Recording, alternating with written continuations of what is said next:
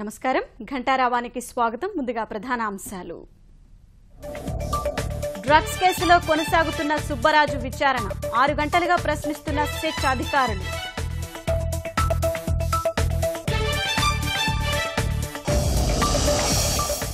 ఉపాధి హామీ అనుసంధానంపై మంత్రి లోకేష్ సమీక్ష. వ్యవసాయం అనుబంధ రంగాల పనుల్లో పురోగతిపై చర్చ.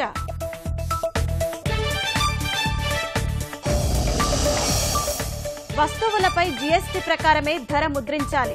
ఎక్కువకు అమ్మితే కఠిన చర్యలు తప్పవన్న మంత్రి ప్రత్తిపాటి.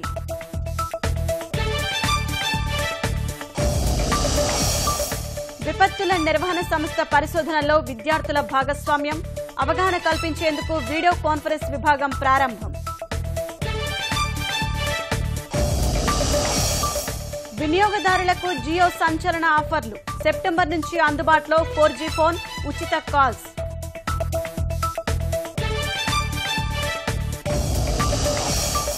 విశ్వాస పరీక్షలో నాగాలాండ్ సీఎం టీఆర్ జలియాంగ్ గెలుపు.